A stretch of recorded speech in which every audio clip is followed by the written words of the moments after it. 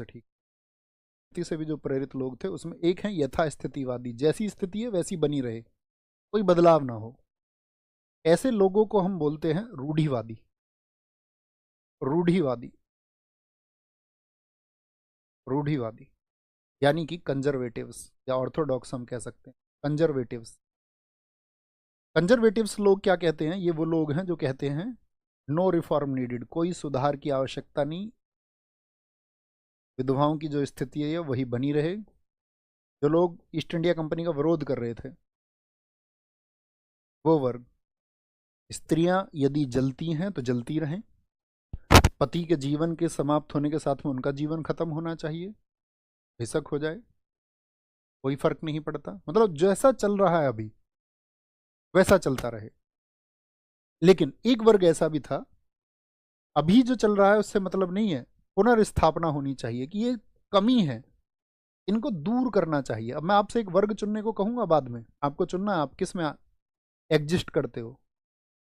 अभी तक, भविष्य में आप चाहे जिस वर्ग में हो जाए। रीस्टोरेशन, ये क्या कहते हैं? जो प्राचीन संस्कृति है, प्राचीन संस्कृति,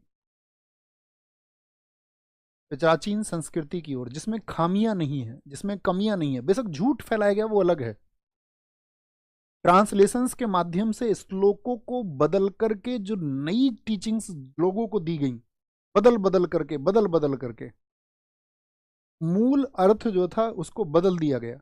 लेकिन जिन लोगों ने उसका अध्ययन किया वो जानते हैं कि मूल अर्थ क्या है। तो मूल अर्थ यदि जानते हैं तो वो कहते हैं प्राचीन संस्कृति की ओर, अर्थात जैसे कि वेदों की ओर लौटो। किसने कहा?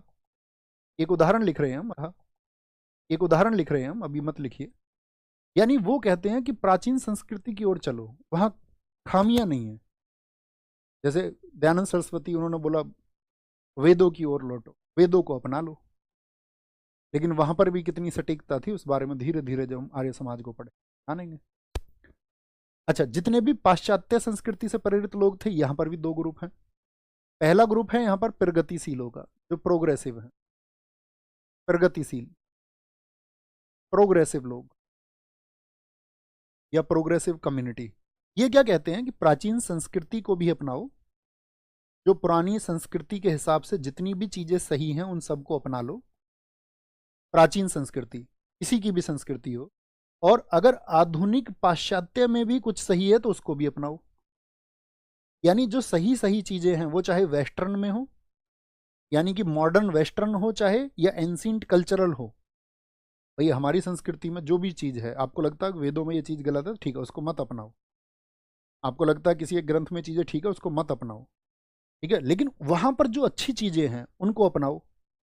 और ऐसा नहीं है कि आप सिर्फ अपनी संस्कृति को, पाश्चात्य को भी देखो, पाश्चात्य में भी जो चीजें ठीक है, जो अपनाने योग्य बातें हैं, जैसे कि बाइबल में मैंने बताया आपको बहुत सारी चीजें, जो चमत्कार आदि घटनाएं हैं, वो एकदम एक्सेप्टेबल नहीं है राजा राम मोहन राय जी के अनुसार।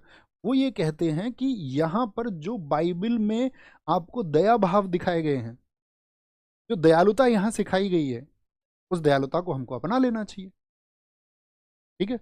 और प्रोग्रेसिव के अलावा एक ऐसे होते हैं अतिवादी। अतिवादी, अतिवादी का मतलब होता है, कहते हैं पूर्ण परिवर्तन हो, कंप्लीट चेंज, कंप्लीट चेंज, नया कुछ आए, एकदम नए सिरे से। जैसे बंगाल में एक आंदोलन चलेगा, यंग बंगाल आंदोलन, डारेजियो, हेनरी विवियन डारेजियो, 17 साल की उम्र का एक क्रांतिकारी लड़का बंगाल में आया और उसने चीजों को एकदम से अतिवाद की तरफ ले गया, एकदम से कंप्लीट चेंज करेंगे, सब कुछ नया स्ट्रक्चर होगा, पुराने से कुछ नहीं लेंगे, दुनिया में कहीं भी कुछ अच्छा है हमें कोई मतलब नहीं, हम कुछ एक नया सिस्टम बनाएंगे एकदम न्यू, इसमें कोई कमी ना हो, कोई गड़बड़ ना हो। तो इतने समय तक जब प्रथाएं चली आ रही हैं, प्राचीन जो चीजें चली आ रही थी, जब उन्हीं में कमियां हो गई, तो कुछ नया जब बनेगा तो उसमें भी कमियां होने के आसार भविष्य में होंगे।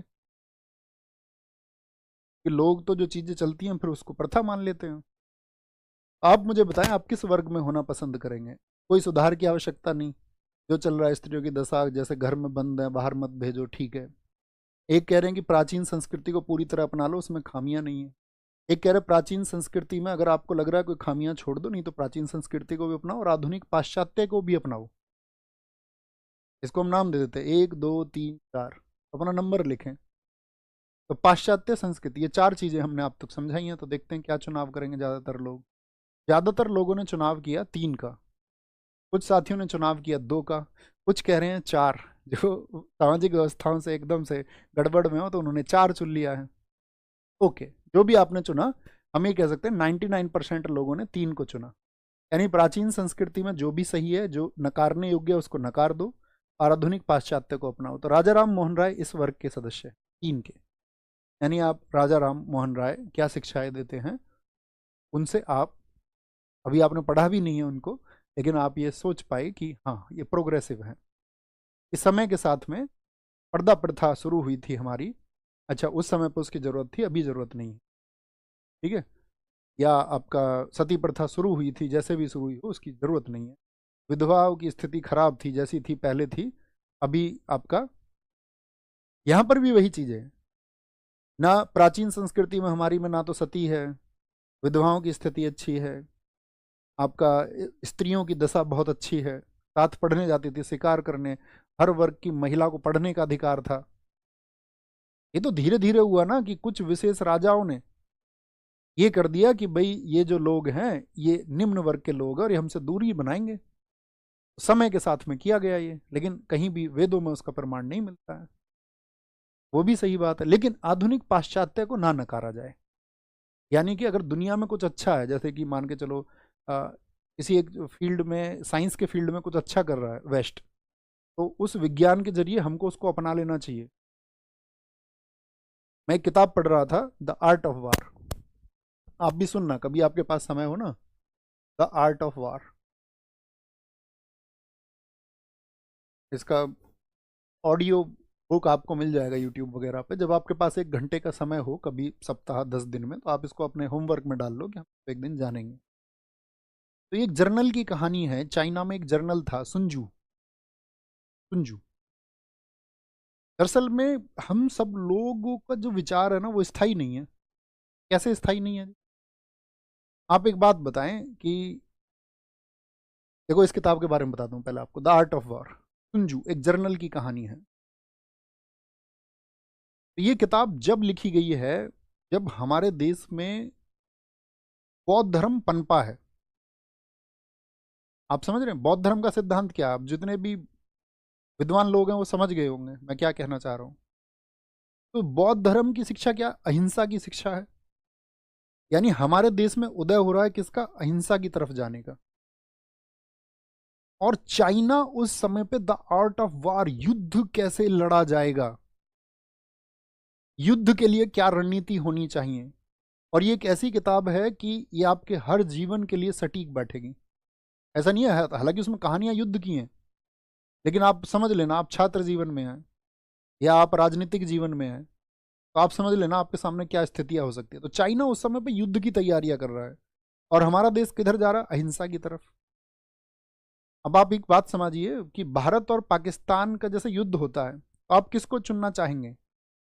अब आएगा आपके, अब सही सवाल आया आप लोगों से, किसको चुनेंगे आप, वॉर या अहिंसा?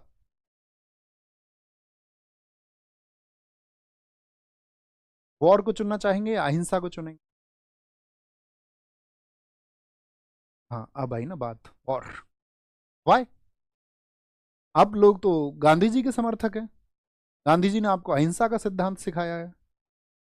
इसका मतलब है जब आप वॉर को चुन रहे हैं तो आप गांधी जी के सिद्धांतों पर सवाल उठा रहे हैं। वाई? अगर अहिंसा से सब कुछ जीता जा सकता है तो समझे कुछ। तो भारत जिस समय पर अहिंसा की तरफ जा रहा है, चाइना उस समय पे वॉर की तरफ जा रहा है। वो वॉर टैक्टिक्स पे बात कर रहे हैं। आज उनका R&D अमेरिका के बराबर है। R&D पर हमारे देश में कहाँ खर्चा हो रहा है?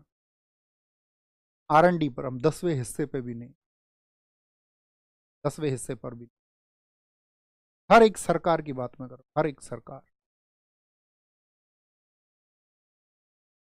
द आर्ट ऑफ वॉर को आप एक बार पढ़ना, तो उसमें बताया गया है आपका।